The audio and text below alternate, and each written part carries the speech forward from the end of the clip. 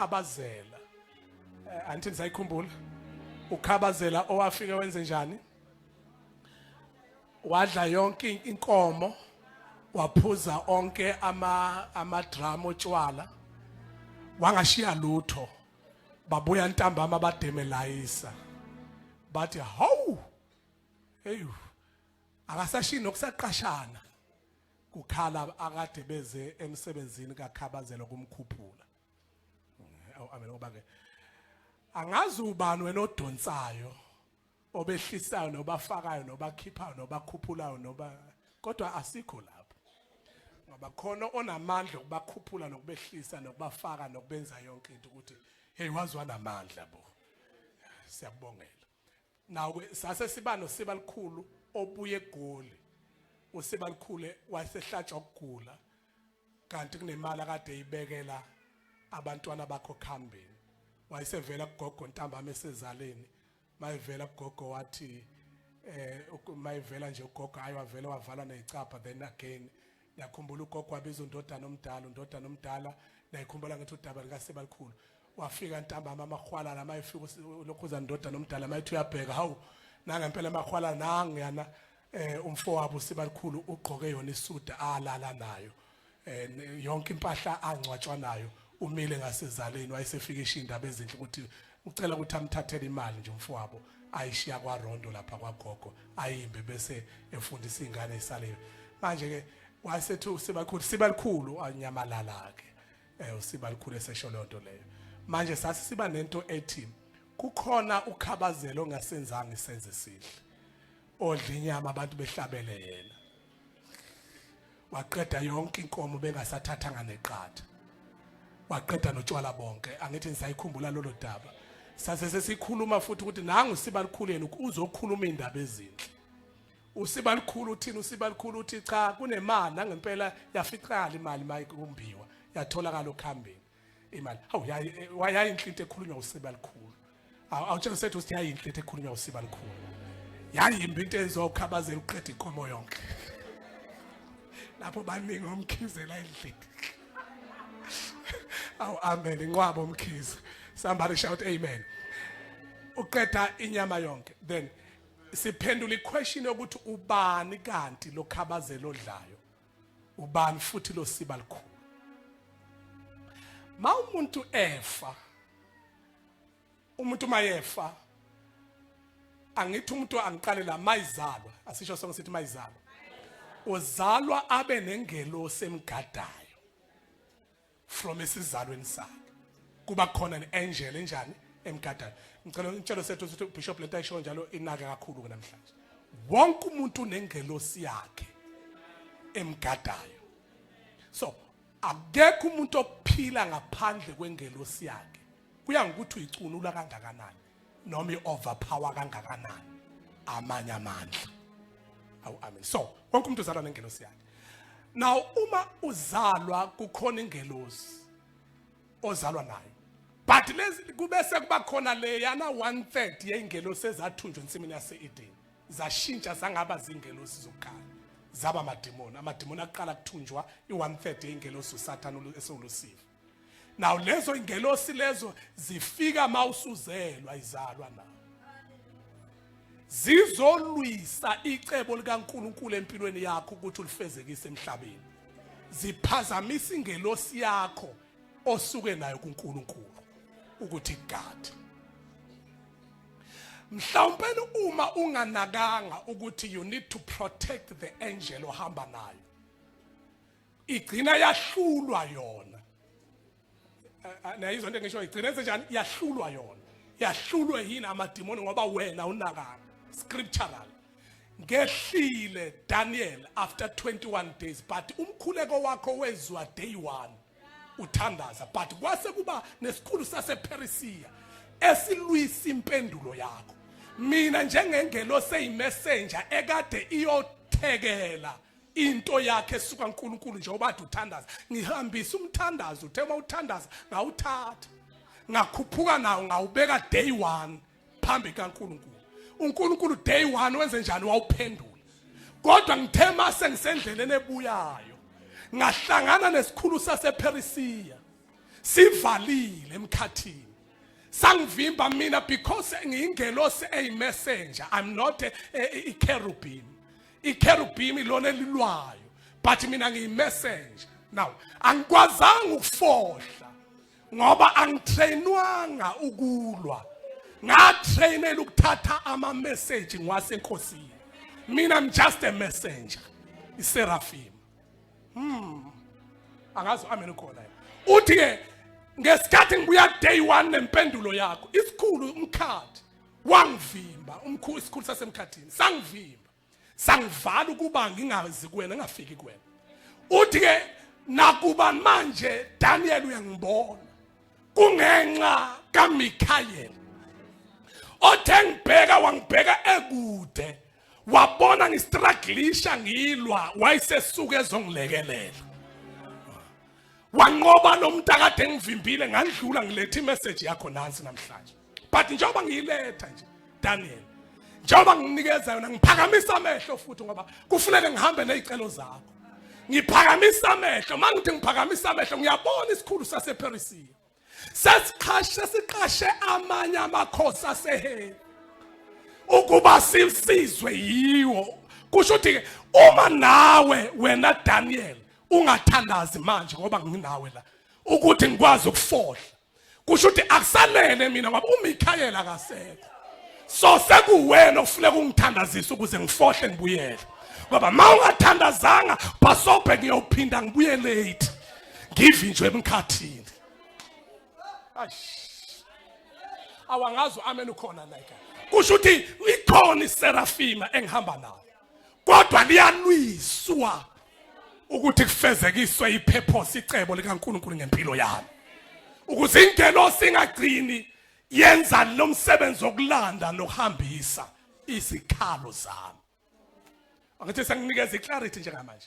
So lama demoni ke lana ke akwazi ukufunda wena mayifika ezokulwisa, angene emzimbeni bese funda wena ukuthi njalo mawuvuka ekseni wenzani, uqala phi, wenzeni, akufunda akutadishe i-lifestyle yonke into. Athe ethi into zawo, ethi into zawo, kodwa vele anemission vele ayizele kuwena ukuzoshintsha yonke into kuwena. So ma wena sewufa,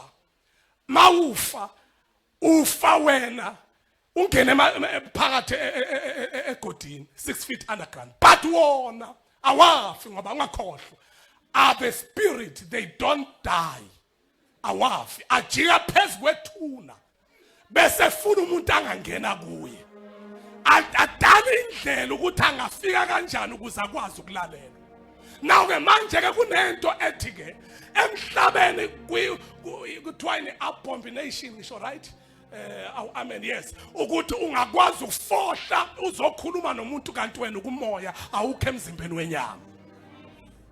That is why kwafanele ukuthi yena uSathane mayeza kuAdam ensimini ezo alinga uAdam wamlinga ngoEva, kwabiza ukuthi akabone kumzimba ngoba akuvumelekile umuntu osemzimbeni kamoya ukuthi acommunicate nomuntu osemzimbeni wenyama. Kodwa ngikhuluma nobani like manje uSathane uhlakaniphile, udadisha yonke into abona konke ukwenza kwakhe, ayikho into angayazi. Yingakho inyanga isebenza ngalento okuthiwa i-communication spirit. I-communication spirit ayisebenzi ngo-Holy Spirit, isebenza nge-communication spirit. I-communication spirit is where umuntu ecommunicate nomoya omkhathi, kufika umuntu kube khona umuntu ofika kuwena athi khona inyanga engiyaziyo, nesikhathi ethi khona inyanga uyaziyo kuphi kwamhlaba yalingana bese wenze njani wena uyakhona, kodwa is a communication spirit. Mawufika enyanga nti uyehla kuthiwa usiyakubona uvele emzini onje onegqwe egqumeni phezulu okunomuzi onje okunemonto esikorokolo eblue enje uthi lo muntu ungazi ngaphi ngoba ngiyaqala ukumbona, kanti they are using a communication spirit. Somebody shout amen. Kukhona umoya okwazi ukugijima uyolanda abantu ngoba kufuneka ukuthi ulanda abantu abathile kwanda umbuso othile. Uthi uyahambela edrobheni uhlangana nomuntu angathi ukutshela indaba zakho na ume ngempela futhi ukutshela zona ngempela. akutshele zinje ngoba zinjalo ucabanga ukuthi wena uthunywa uNkulunkulu kanti usetshenziswa ama spirit asebenza emkhathini aqoqa information in the spirit emkhathini ukuze akwazi ukuzuza abantu abathile for the certain kingdom.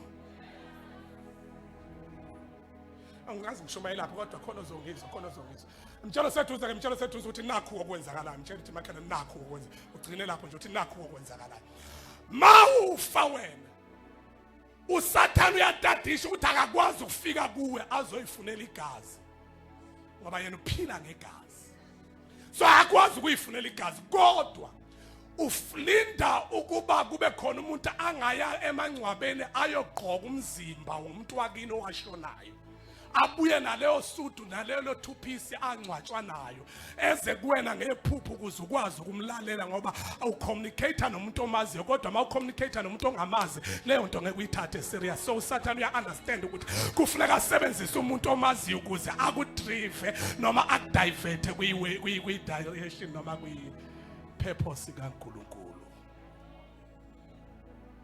Ubani onodla inyama akekho umuntu ophila ongadla inkomo yonke ukhabazela akakwazi ukudla inkomo yonke ayiqede notshwala bonke emabhaketheni kusho ukuthi akuyena odla inkomo kodwa ama spirit athile angabonakali.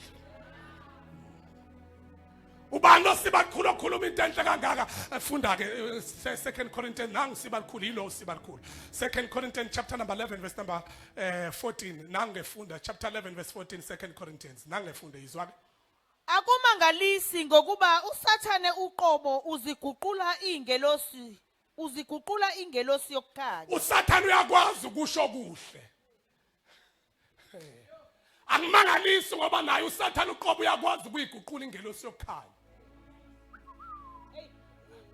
Ngiyajuluka kodwa sekufune ngihambe ngestand. Manje uphinde futhi ufunde uqedele lo verse le. Yabona ukhabazela nami. Akumangalisi ngokuba uSathane uqobo uziguqula ingelosi yokukhanya. Usuqedile. Seniphelele lo verse. Akumangalisi mtshelo sethu uthi akumangalisi. Njengoba esho nje imali egujwayo. uSathane wenze njani uyakwazi ukuyiguqula ingelosi yokukhanya ukuze enze njani azuza abathile. Kube kuthiwa sikho live kodwa ngikhuluma ngoba nginankinga sebe ngishaya abengishaya. Now mawubuka yebo hayi nongakhathi yekela uzobona ngizoshaya ngendlela amesamba lisha amen uyabona lento so uSathane uvela athatha umuntu amphakamise bese kubangazi ukuthi into enhle kanti uSathane uyiguqula wazeza ingelosi yokukhanya koyedwa noma ababili noma abathathu ukuze amehlo enu enze njani abuke bese bona ngathi into enhle mayifika kuwe ngephupho bese ucabanga ukuthi into enhle ngesikhathi usuyithathile ipoverty ngena ekhaya inokhe uxake inuka ipoverty ungena kumuntu uthi kanje lento usiza abantu kodwa wena ayisebenzeli idla wena egazini nabantu abazalwa nawe ngazi amen ukhona konke oyaziyo lento engisho lento yomoya i-dangerous kabi ungayimukeli noma ungaphupha amabhaya njani ungayimukeli ngoba mawuke wayemukela ubokwazi ukuthi awunokhela ipoverty wena wedwa kodwa unokhela nabantu abaphuma kuwe abazalwa ngoba wena uyofa kodwa bona bayosala bebanjwa into owasala wahamba waye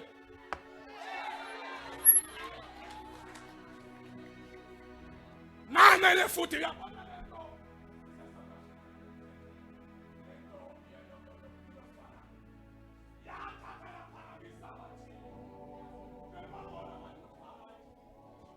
bamukela leyo nto leyo kodwa babona ukuthi baphashile bayafa kuyaphela kodwa uSathane uadvertise uzenza ingelosi yokukhanya kubantu ababili abathathu bese ufunda iBhayibheli ukuthi uSathane akakwazi ukwenza okuhle njalo kusho iBhayibheli lithi uSathane wenza okuhle bese yajika ukuthi ubani yena uma senza okuhle ukwenzela ukuthi azuze wena mayisakuzuzile uqeda yonke into yofu empty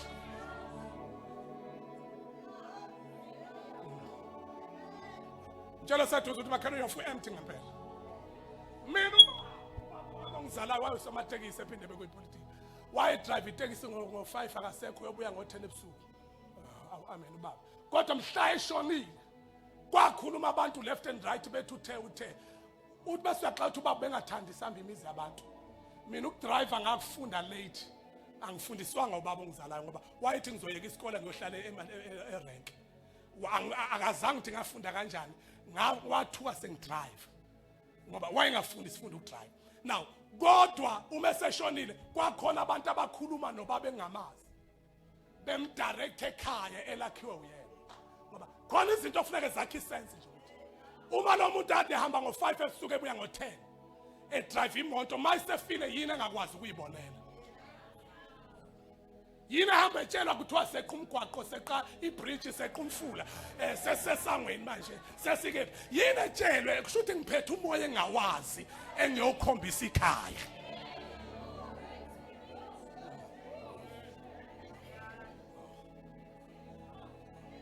Ukhona umuntu othi ngiyakuzwa Bishop, ukhona umuntu othi ngiyakuzwa. Ngisukela umoya ngikhuluma ngidlula nje ngigijima ngathi esibhedlela kulala umuntu efe mina ngikwi-car accident kwafa umuntu ngo-1 naye eyishawula ukuthi ngo-8 wathi wenesi ngiyafaka namhlanje nesi wathi awe uNkulunkulu wami ngiyafa ngo-1 wayigoqa efaka lokhu isuit cover ebheke emoshani ngoba yonke into eyikhuluma ngomlomo wakhe iyenzeka ngempela.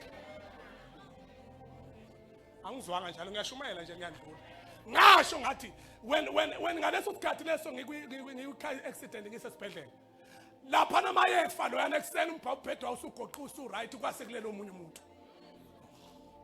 Mawufika wena uzolanda bani? Ofenini wazi ngathi lo hlalile futhi khona ofemveni kwalo wakini wafayo. Mawusumthatha uthatha lo uthatha ngempela yena uneshow uthatha yena. Noma uthatha omunye umuntu ongaze ekhaya ingakho umdirector ngoba akazi vele ekhaya. Athi uyashuba makhelana uthi yashuba makhelana thani yashuba. Khona izinto esiyilanda singanakile. There is no covenant without the seal of the blood. Ayikho covenant by covenant without ukusilwa igazi. Manje lento wena ugijima nayo nehlahla. Nali ihlahla mawuthi uyalizwa ithiwa yini igama lomlahla Nkosi. Kusho ukuthi ulanda into engena uNkulunkulu la.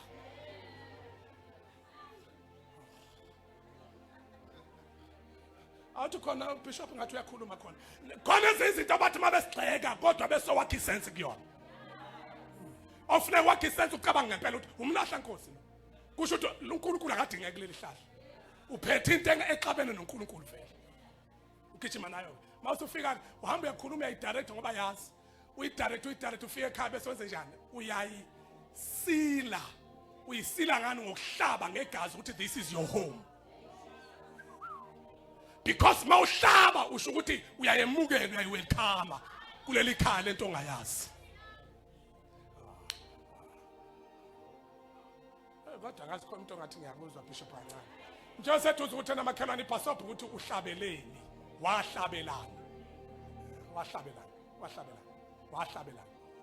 Lento ngenyango wayilanda ngayo wayifaka la ekhaya wahlaba izokoma ifuna igazi same month ngenyaka olandelayo izawuphinde futhi ithi sengomela igazi ifuna igazi uphinde uyihlabele iphinde futhi yome ngonyaka olandelayo ifuna igazi uyihlabele ungasebenzi kuphela umsebenzi ingawusave umsebenzi ikeke uxoshwe emsebenzini kodwa ikhona iphela umsebenzi bese futhi uphinde enze njani ifuna igazi kodwa usasebenzi awu amen ifuna ukuhlatshelwa ngonyaka olandelayo uhamba uyokwamashonisa kubhoboka izicathulo yonke into ophaqa ukhokhela umashonisa uyihlabele uthi usuyihlabelele iphinde futhi ifuna igazi ibona ukuthi igazi alisaphumi besibona ukuthi mawusuhluleka ukuhlaba unyaka nonyaka besihlaba ingane zakho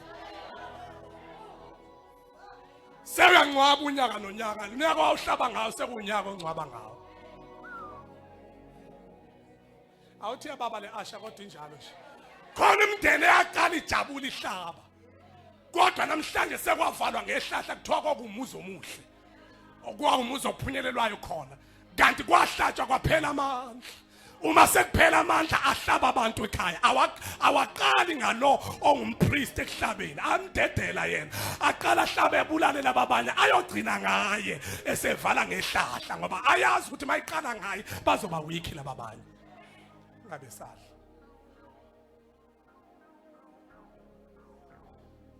ubani kanti lo akusiyo umuntu wakini kodwa isithu Sathane sigqoka umuntu wakini osewafana iBhayibheli lithi uNkulunkulu wayidedela ikhathi zongazi wadedela zonke izizwe zakhonza konke okudaliweyo. Zacabanga ukuthi zenzelwa yilokho ezikhonzayo, abanye bekhonza ilanga, abanye bekhonza amanzi, abanye bekhonza onomkhumulwane kwaZulu, abanye bekhonza yonke into. Bacabanga ukuthi benzelwa yilezi zinto abayikhonzayo kuthi uJesu wayengakambulwa. Bese lithi iBhayibheli kodwa isikhathi manje sesifikile, sendlulile isikhathi sokudala sokukhonza okudaliweyo. UJesu wenze njani? Wafika ngoba lokho okudaliweyo kusho iBhayibheli lithi kwakuyisithunzi salozayo. Kusho ukuthi ke makuthi kuyisithunzi kusho ukuthi kukhona wayeza. Kodwa manje kulungiselela ukuthi mayifika akuphele yonke into esasiyenza. Akekho umuntu othi mayibona isithunzi siqhamuka abuka isithunzi, abuka isithunzi, abuka isithunzi, kuqhamuka umzimba angawubuka umzimba lokho ebuka isithunzi. Uyathutha amehla yasuka esithunzini bese unaka umuntu ngoba awubusahlala esithunzini. Uma sekufike lo akalo ngumnikazi wesithunzi, ubani umnikazi wesithunzi? Wayengakambhuli uKristu engakafiki.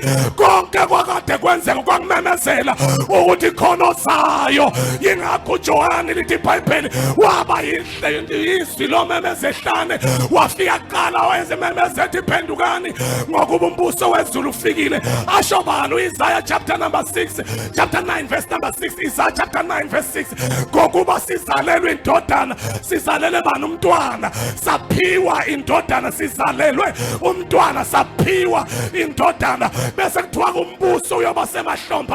Bhekani nina ngizwi mina nimemeza ehlane, umbuso kaNkulunkulu ususondele. Ubani ozayo? uJesu othwele umbuso. uYesu uthi usemfeni kwami. Uthi ke njengoba mayifika uthi uyawuphendulela inhliziyo zehlabathi kuNkulunkulu ngoba konke akade sikwenza bekuyisithunzi salokho okuzawuvela. Kuthi angisho ukuthi onke ama-altars esasiwahlabela ebeyisithunzi salokho okuzayo, kodwa mayisefikile yena siyawuhlabela abantu oNkulunkulu basemhlabeni chabo, kodwa siyawuhlabela bani? Siyohlabela uJehodi, uMaphosi, iKutani, uAlpha, uOmega, wayikhona umhlaba ungakasekelwa ngoba yonke into esayihlabelayo yayimemezela ukuthi mhlana mbulwa. Iqiniso siyathutha esithunzini sinamathela emzimbeni kaKristu.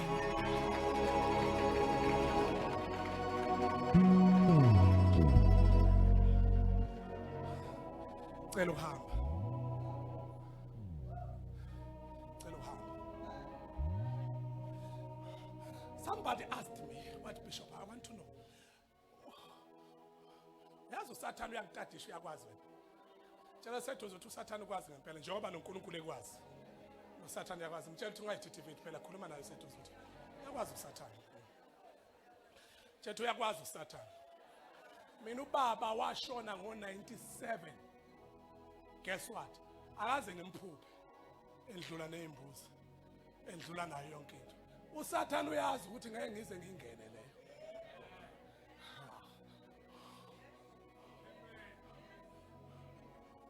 Ngiyakutshela nje. Bathi ngeke ngilungelwe lutho.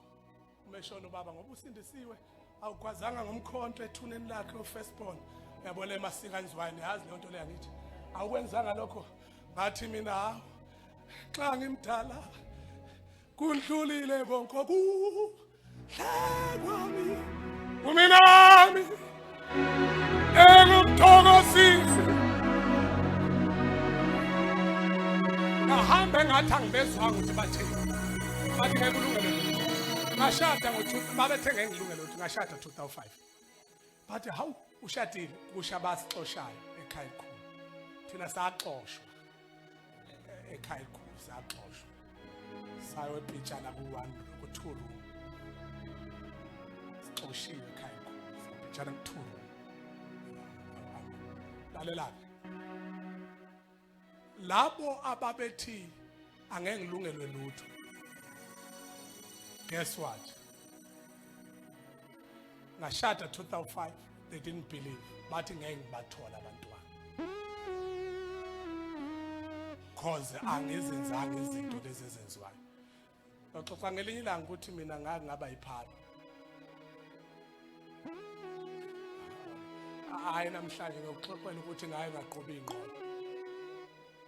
Ngilayisha ngithi 5 rand 2 rand 2 rand ukulayishela.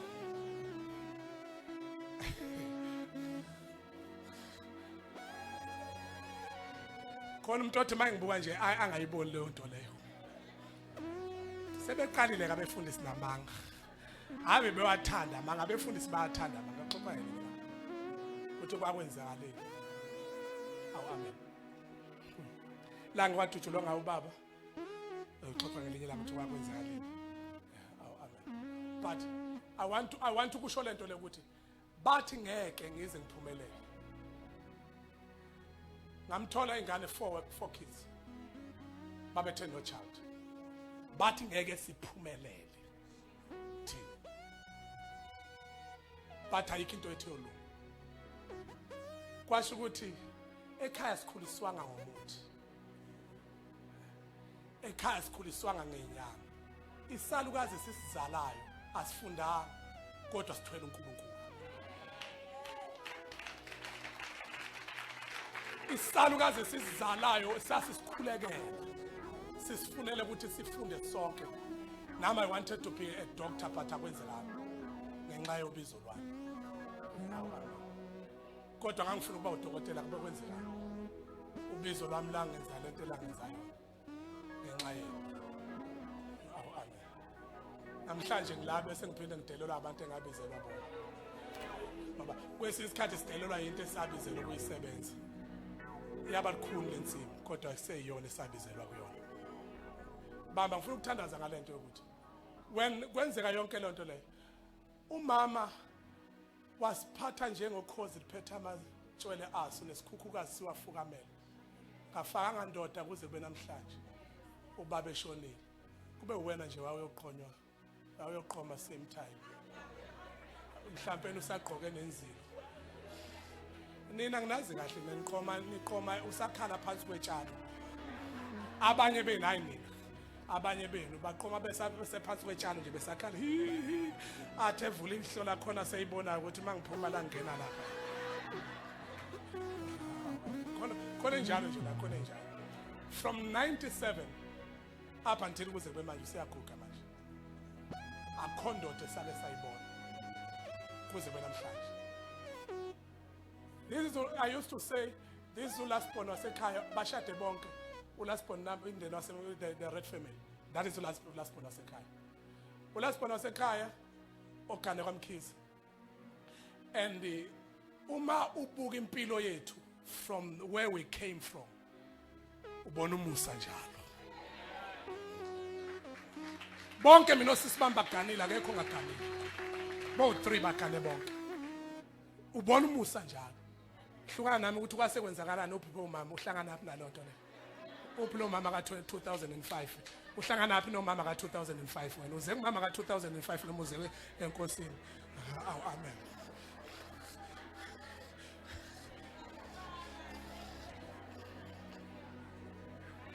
Anishon phela bakithi ngiyaqala ukufika mina la ekhaya uphi. Aningitshengise yena. Awuhlangana naphi nomama ka 2005. Cha ngifuna ukwazi nje ukuthi kwase kwenzakalani phela nami ngiyafisa ukwazi nje ukuthi kwase kwenzakalani. Awuthola ngizwe. Uhlangana naphi ke nomama ka 2005. Ngicela ukutshela insizwa la engakagana ukuthi awuganwa ngoba unemali. Uganwa ngisho imali ungenayo. Mina ngangino 6000 mhla ngizogana. 6000. Awuganwa ngoba unemali. But ngangibuya njalo etendeni ngishaya itende. Ngibuya njalo ukuthi mama ngiyaganwa njalo ngo2005. Ngisho ngo2002. 2003 mama ngiyaganwa njalo ngo2005. Umama wayenganginaka ayithungela uyathunga mama athi yagula lekhanda. Imoya amatende yonke lonto leyo. Ngithi mama ngiyaganwa njalo. Into ikhulumayo yenzeka ngempela. Ikhuluma imali ngekho. Awu mtshela sethu ukuthi khuluma lento oyifuna imali ngekho. Into oyifunayo ayenziwa imali. You can break our boundaries without ukuthi unane esandleni. Ungazi udinga ukuthi ube nakho ngesandla. Shintsha la. Ukhulume ngathi uyahlala. Ngangakhohlwa mangibeka isukhava yami ngiyaganwa njalo 2005. Mama sengimbonile ngisho ngo2004 sengimbonile. Mama sengimeshelile kangiqondi.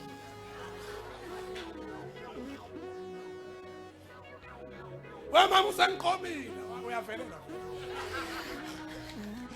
Somebody shout amen. But I want to say with the whole family, ngikhuluma khona usisi wami la ulasibona sekhaya. The whole family, abantu ababesithwalise kanzima, they are normal.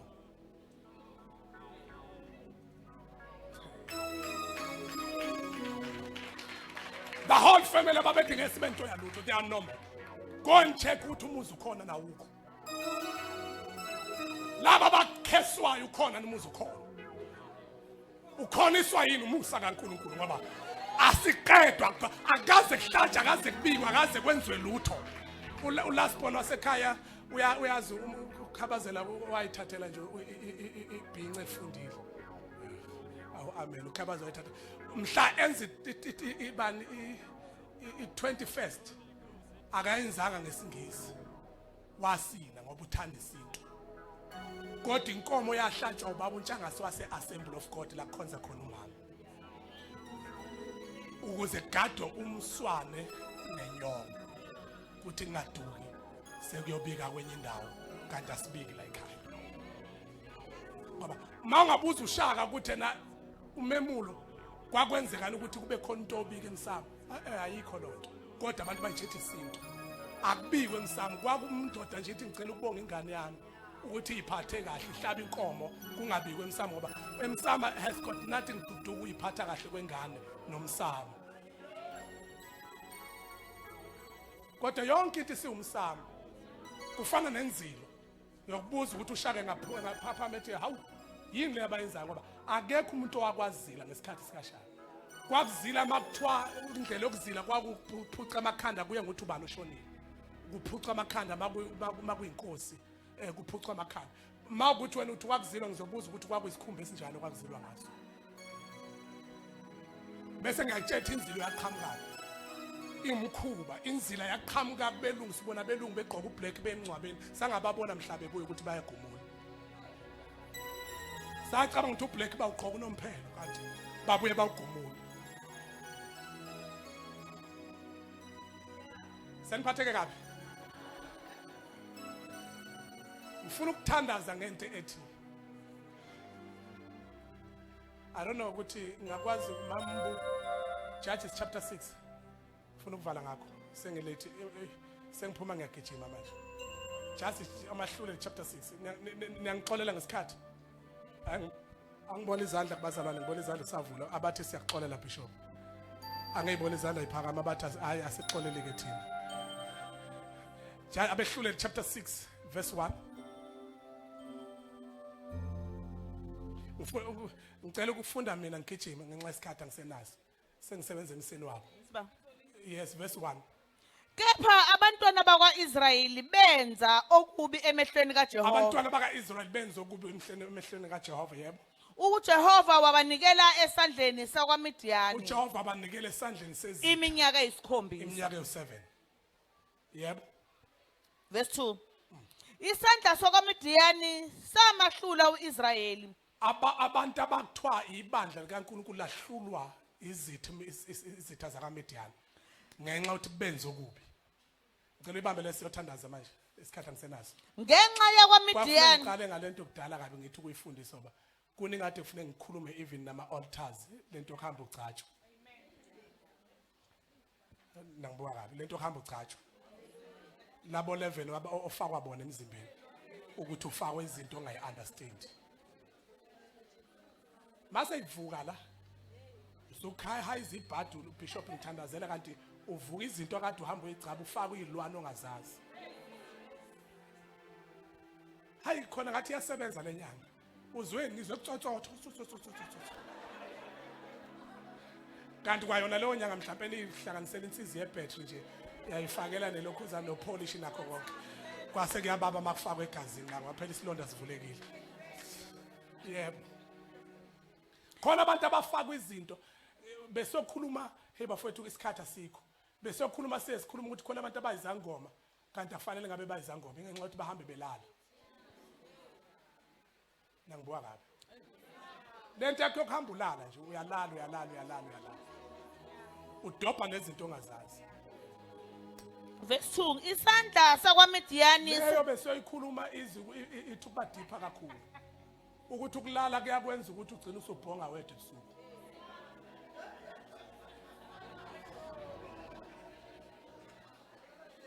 Usembhedeni wethi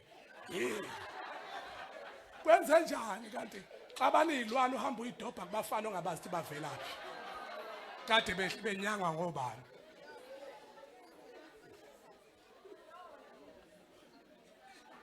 Funa sathandaza nje yebo mtshela sethu siya baba yona le ashe yababa kodwa usehamba ngisho. Ngenxa yakwaMidiyani abantwana bakwaIsrayeli bazenzela imihume yasezintabeni. Babaleka bebalekela izitha because of isenzo sabe sibi. Baba abantu ababalekayo ngoba kungenze ukuthi ula inkonzo kodwa uyabaleka. Kunezinto ezikuhuphayo yebo. Nemigede nezinqaba. Ayimnandi le ntshumayelo ngiyazi. Bazakhela imigede yabo ngoba uyizakhela imigede ngenxa yokuthi kade uzama. Uphuma kule sangoma uye kule nyanga usuke kule nyanga uye kumthandazo usuke kule mthandazo uye kuloyana usuke ngenxa yokuthi uyahlupheka uhlukumezekile kodwa awuyitholi answer. Ngenxa yokuthi khona into owayenzayo ungafuni ukuyi-acknowledge ukuthi you have done wrong to God. Lento oyenzile imbi iyona ebuyelayo manje yahuba. Usiyozakhela imhume. Khona abantu abazakhela imhume ngenxa izinto ezibahuphayo. Kwathi nxa abakwaIsrayeli sebelimile abakoMidiyani benyuka nama-Amaleki nabasempumalanga kwakuthi mabeceda ukulima nje sekuvuthiwe kuvele kukhuphuka izitha zidle bona bengadli lutho bejulukela izitha. Tshela sethu uzothi makhelwana ngayifuni ke le nto ukuthi ngisebenze kodwa kudla isitha amakuphela inyanga. Ngijuluke makuqala inyanga kodwa mase sekuthiwa ngiyohola ngihole ngithi ngayibuka ibank account ngibone ngize ngivala ifoni ngiyithathe ngiyilahle lapha ngoba ngicasola ukuthi lokhu kuhamba ama debit order ngokuthi ngiyabona sekusele 200 rand out of 20,000. Kwakuthi mabeqeda nje ukulima sekuvuthiwe vele kukhuphuka amaMidiyani izitha zidle into abayijulukela. Bamisela mayelana nabo bachitha izithelo zomhlaba kwaze kwaba seGaza. Ngicela bayeke ngoba sebeyichithile izithelo zomhlaba. Kusho ukuthi yabona ukuthi bahlukumezeka ngithi yabona ukuthi bahlukumezeka kodwa khona into abayenzile. Verse number 12. Ingelosi kaJehova yabonakala kuye yathi kuye uJehova unawe wena qhawe Yabona nje elinamandla. ubugeze ufaka ifrontal ufaka iqhox wenza yonke into. Uthi uphethe iBhayibheli lapho ugqoka isudu ugqoke Dino Safari yabo amen ushaya usafari ufaka usafari kodwa bese kuyezwakala ukuthi khona into ekubambile kodwa mawukhuphuka uza ngesonto uthi uJehova unami. Uthi uNkulunkulu nawe kodwa uthi uNkulunkulu nawe kodwa khona izinto ezikubambile nezikwehlulayo. uJehova nawe qhawe namandla phakathi kwabantu abahlushwa ngamaMidiyani khona uGideon. Kodwa inkosi mayifika ithi unawo uNkulunkulu. Lapho futhi uzwa kahle every time when you are praying uyamuzwa uSimakade. Kodwa mawuphuma izinto zikubambile ayikho progress ayikho impumelelo. Mawuthandaza manje mangathi asithandaza uyezwa na ukuthi engaze ngasizwe isandla kodwa mawuhlukana lathi emthandazweni uvela ubuyele back kwi life yakhe njengoba injalo amaMidiyani akwehlula anqoba. Anqoba ngoba udilanga nezinto ama-altari asegcekene ekhaya. Ngilukuzela umama njalo uNdaba umpostoli uNdaba yebo sesiyothandaza yebo qhawe namandla. uGediyoni wathi kuyo Nkosi yami uma uJehova enathi Mayinathi uJehova konke lokhu kusehlele zonke lezi zinto ngani na zingehlele kanjani na? ziphi izimangaliso Apha zakhe ama-miracles abasitshela ngazo obaba bathi saxoxelwa ngeyimangaliso. uJehova akasikhuphulanga eGibhithe na Akasikhuphulanga eGibhithe na? kepha manje uJehova usilahlile Ngicela sivale kanjani. wasinikela esandleni sakwaMidiyani. Njengoba umbiza ngeqhawe uyiqhawe wonke umuntu la uyiqhawe. Kodwa iqiniso ukuthi masiphuma la uyayazi inhlungu obhekene nayo. Now nansi into painful is to be in the church and be spiritual filled. But when you walk out from that door ufana nomuntu wakini ongakaze angene esontweni. Impilo oyiphilayo ayisho ukuthi ufana naye uNkulunkulu. Kodwa mawulapha uzuzwe ngathi nawe njengaye. Kodwa mawuphuma eminyango uzubuza ubhuti wakho ukuthi sehluke ngani mina nawe. wena ophatha iBhayibheli uhamba isonto mina ngalihambi isonto.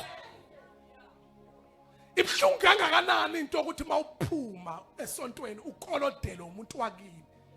Athi buka imali ayikho awusebenzi, awuqashiwe. Nama ngiqashiwe. Kodwa ngilazi isonto. It is painful.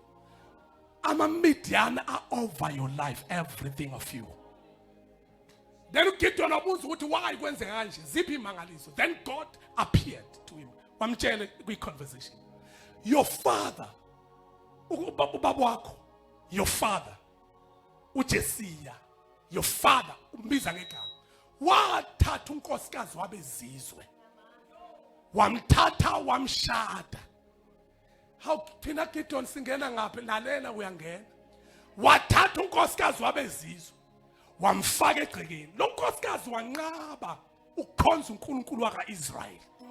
Wathi yena uza nesithixo sakubo. uNkulunkulu wabo ushada naye. Sewabona ukuthi mawushada ushadi nomuntu kodwa ushada nama covenant akhe. Ha, ababangizwa abantu. Awukwazi ukuhlangana nomuntu bese ushada la uthi omunye kanjani ngishada naye umshado nina niyahlupha njalo ngoba ucabanga ukuthi umshado ukushaya step kanti umshado ukulala awulali nomuntu ungacheckanga impilo yakhe ukuthi njani icacile noma uyafa uzumbuke egumule ande hlephukile lana nawe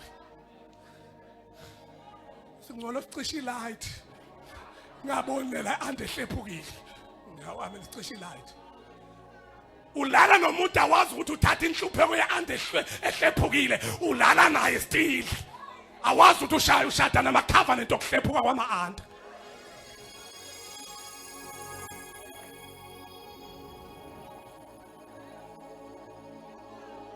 ushaya ngathi awubonanga ukuthi yazi yahlephuka i-anda yamaratharata awushaya ngathi ulale naye imaratharata injalo awazi ukuthi mawulala sewushadile ngokaNkulunkulu ingakabiki white wedding walala ushadile indoda yakho umndoda nomfazi awuvuka nje embhedeni ekseni uvuka indoda nomfazi Nkosi bese singakaloboli ke bengakaziwa ngisho ekhaya uyaziwe ezulwini akaziwe ekhaya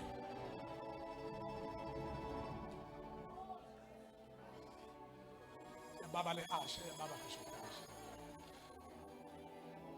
senifuna ukuhamba ngithi sesiphelile isikhathi Shuthi asiqedele ngolesithathu ngithi sekuyaphoqa ukuthi ngolesithathu kufuneka kube khona amen asiqedele ngolesithathu besikhathi siphelile uthi ke lo nkosikazi bekuthi mabengena amakhosikazi kababa wakho uJesiya bezokhuleka kwafika wathatha isithixo Ashera igama lesithixo kuthiwa uAshera sathathwe safika nalomfazi sazobekwe eduze kaNkulunkulu wakaIsrayeli umphongolo kaSmaratha bekuthi bakufika la amakhosikazi la kwaIsrayeli akho Jesiya ezokhuleka kumphongolo nalo wabezizwa akhuleke kuAshera uthi mhla engena uAshera ezoncika eduze kaNkulunkulu uNkulunkulu nomona wathutha ngalelo langa isandla sakhe sasuka phezulu sasayida nezitha zenu uthi kusukela ngaleso sikhathi inhlupheko yangena ubani lo wayezoqinisa umuzi ekhaya wafaka bapha abafana yini abafana kusho ukuthi zilwane lezi ilwana ayifakayo uNkulunkulu wathutha mhla usuthemba labafana ungasathembi yena uqalekisiwe umuntu othemba lakhe kubantu awusambali shout amen ngoba simengenya let us stand on our feet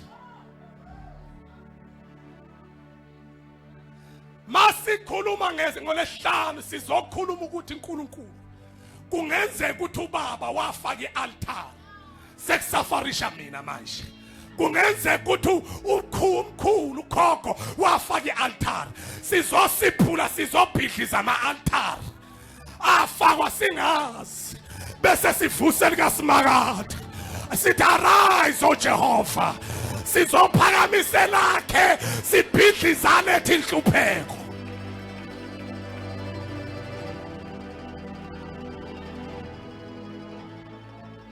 kona abantu abathi bishop ngiyabuzwa yena bekufuneka singayishumayeli ku live kodwa ngenxa ukuthi bakhona bakulungile bafundi awami bafundi Afunde. Asiphaniseni izandla isikhathi siphelile. Awu kuningi. Isikhathi siphelile. Awu ungasalovu ngolesithathu sonke sigcwala la. Ngolesithathu sonke sigcwala la. Mama umpostoli uNdaba ngolesihlanu sonke sigcwala la. Ngomgqibelo sonke sigcwala la. Ngesonto sonke sigcwala la. Bazalwane, let me tell you prophetically, after the Abrahamic conference, your life will never be the same again. Yabona zonke izinto ekade ibophekile empilweni. Come and provoke God. Lo nkulunkulu uzofohla phakathi kwezinto sakine ngama-generational curses, ama-condolo lesiqalekiso sakini. God uzofohla kule conference.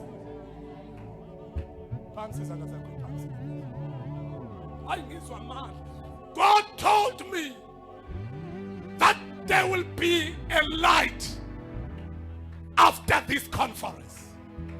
There are people who will be delivered from kuma evil altars. Sanza wayijwayele impilo okuphila ubophekile. But the Lord God Almighty, the one who was and is to come, He is the God who's ready to deliver you and to take you out. Now boshwe khona. Kuyawezwa mama. Avula umlomo uthandaze, vula umlomo uthandaza la ukhona. Ikhona into ongayisho enkosini. Thandaza la ukhona, ikhona into ongayisho enkosini, ikhona into ongayisho enkosini. Ikhona into ongayisho enkosini, ikhona into ongayisho. Hena makashataya. Sometimes unambuzo ukuthi kungani lokho kukwehlela. But now I want to tell you ukuthi nawe ukhumbule ngoba wazalwa kanti sekhona i-altar ka-Ashera esalamayo vele la igcekeni. Laqosha impumelelo, laqosha yonke into eyisibusise ekhaya lasegcekeni. Ubathe uyazama kuzameki, ubathe uyenza kwenzeki, ubathe uyakha kwakheki, ubathe wenza lokhu akwenzeki. Kanti kunobaba wakho noma kunekhehla lakini noma kunokhokho wakho owavusa i-altar wrong. Leli altara lifile liyavuka, liyaphefumula wonke umuntu ozalwayo, nawe ungena lapho. But this weekend, this week leli viki is another week. Yiviki le deliverance, yiviki lokufohla spiritually. Kunezinto ezizofohla ezweni lakomoya na physically. There will be a manifestation of izinto ekade ibanjwe umkhathi, izinto ekade ibanjwe uSathane, izinto ekade ibanjwe ngama-evil altars, izinto ekade ibanjwe emsamu la wanikelwa khona. Ayamakashataya. Bese yakhuluma nangokuthi mawuzalwa khona imlilo waweqiswa kuze ingane ungazi ukuthi unikelwa kumaphi ama-altare. We had this weekend leli viki leli sithi siyolanda impilo yethu kuma-altari amiswa singakazalwa namiswa sesizelwe. Siyoyilanda thandaza, siyoyilanda thandaza, siyoyilanda. Kukhona into eyodwa ehluphayo kodwa uyakholwa. Kukhona into yodwa yakhe blockage empilweni yakho kodwa uyakholwa. Uyathandaza, uyafasta, uyathandaza ukugcwela amandla kodwa khona izinto oyibonayo ukuthi awuyiphambili. Umuhlehla nabangamuva kwakho nababayi phambili, abayanga phambili, nawe uyiphambili. Siyaphodloza, siyaphahlaza, siyaphodloza, siyaphahlaza, siyaphahlaza yonke into eletha inhlupheko. Siyaphahlaza yonke into eletha poverty, ifeyila, ileke, idelay. Ayamakashata thandaza thandaza. I feel God that God is ready to take you out from my altars of umnyama bambempilo yakho. When kuneyintwana esemzimbeni, you shall be delivered, you shall be free. The deliverance will take place upon your life because He's a God who was and is. He's ready to take you out from wherever la ufanelwe khona. Kunamabhodlela la wafanelwa khona, kunama-altari la wafanelwa khona. Ngegama likaJesu siyagijima sikumoya, siyovula amabhodlela la wafanelwa khona. We are calling you by your name. I am saying today, come out, come out, come out. Come out. Come out. Come out. Come out. Come out. You shall be delivered. You shall be delivered. In the mighty name of Jesus. In the mighty name of Jesus. Oh. Bazalwane leliphika sifana maviko. Yes, Lord. Uyashesha namhlanje uyekhaya. Uyobheka ukuthi yini yenziwa. Uyobheka ukuthi yini ekubambile. Uyobheka ukuthi kwalandwa mubwashera. Kwalandwa siphi isithixo sazofakwa egcekeni ekhaya. Ayabakashataya hela basaya. Siyaphahlaza, siyaphahlaza. Siyaphahlaza, siyaphahlaza. Siyaphahlaza, siyaphahlaza. Noma ngabe into eyathathwa impahla yakho. Eyathathwa yobekwa e-altarethini. Noma impahla yakho e-private party. Yathathwa yobekwa e-altarethini. I am calling in the name of Jesus. I am shouting in the name of Jesus. Ngegama likaJesu. Be delivered. Let your life come back. Impilo yakho iyabuya. Iyabuya. Iyabuya. Iyabuya noma ngabe ifiso lizawuhamba. Noma ngabe wabanjwe endaweni ethile. Iyahamba noma izinto ezangena ngenyawo zizosha. Zizobuyela back to the center. Ngiyawezwa amandla. Ngegama likaJesu. Nelifiki. Ngegama likaJesu. Asifana maviko. Ngegama likaJesu. Thank you, Jesus. In the name of Jesus. Shatali Bahade Sukamandaya. Ekeshatalabo setele kosataya. Can we dedicate Nelifiki? Noma khona izinto ey'phuthumayo. Noma ngabe khona izinto akalakade kufanele uye khona ungasayindawo.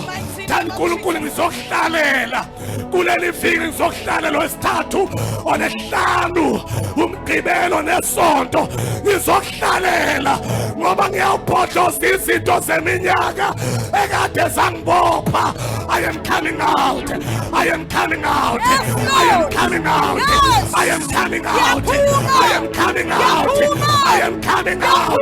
I am coming out. I am coming out. I don't shy stand up and pray. Begin to thank God. I don't want with Jehovah. I don't want it while I'm parade. Shy stand up and Gaweza manda. Okulwa abadabana 70. Gaweza manda. Okulwa abadabana ndawonye. The stagnant spirit. I am coming against it in the name of Jesus Christ.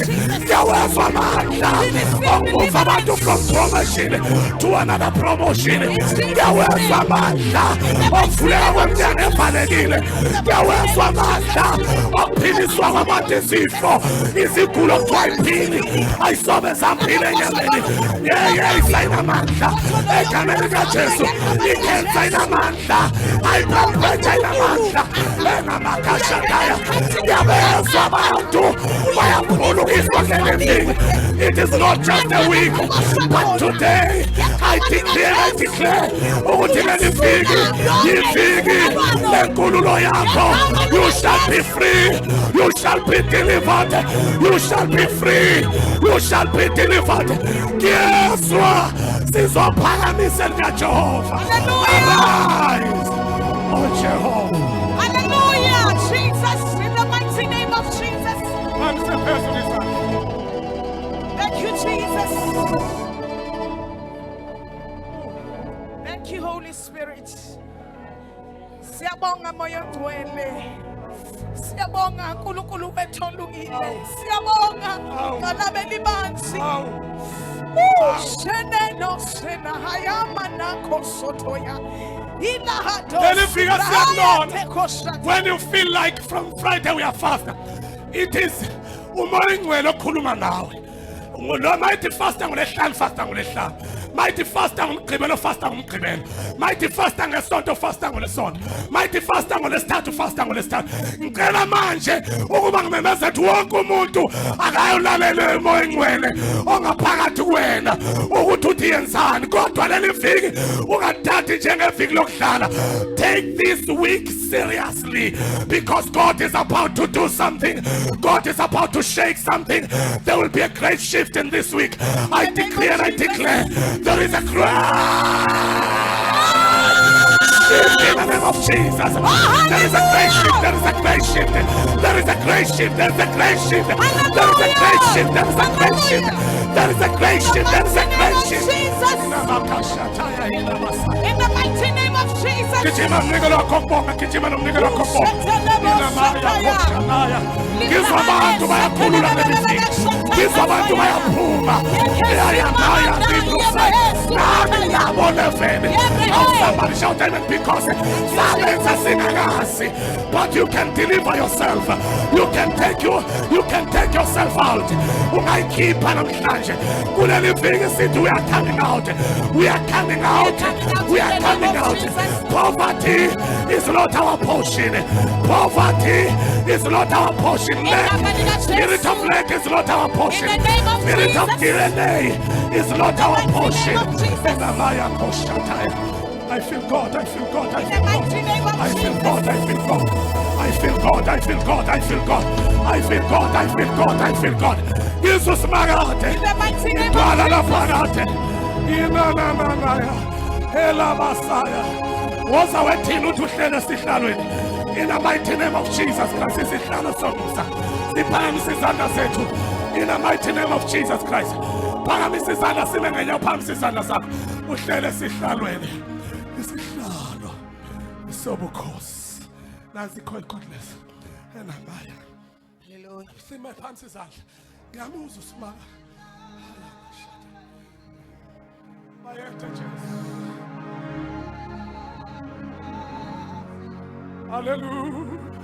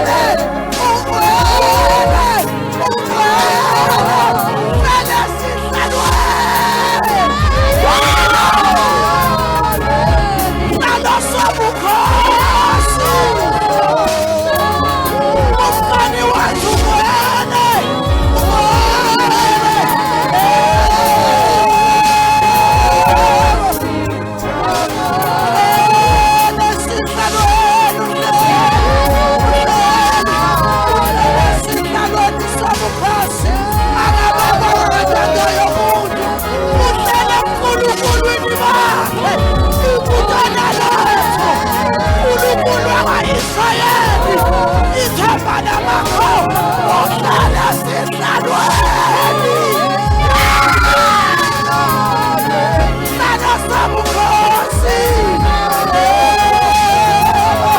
uNkulunkulu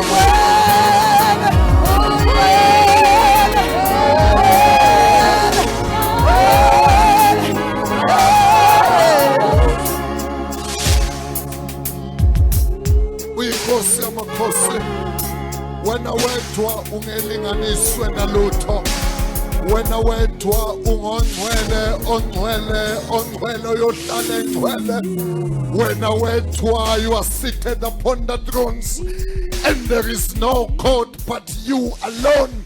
Siyabonga Nkosi yamakhosi, siyabonga mnikazi wempilo yethu, siyabonga ngqongqoshe, siyabonga Zulu nomhlaba liyamkhothamela, siyabonga bafunga ngajiki Alpha no Omega, nkulunkulu ofalayo, kungavuli umuntu avule, kungavali umuntu aqaqe, kungabophi umuntu nkulunkulu omile kuze kube phakade. Wena umphatha amandla njengengubo, ugibela amafu njengenqola.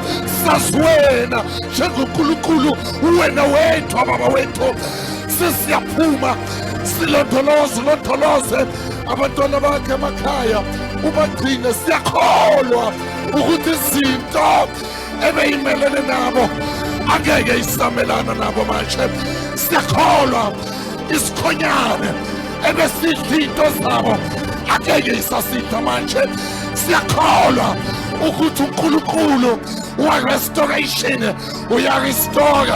Sibheke kule conference egameni likaJesu waseNazaretha, zonke izinto siyabuya. Take the glory and the praise, Lord Almighty.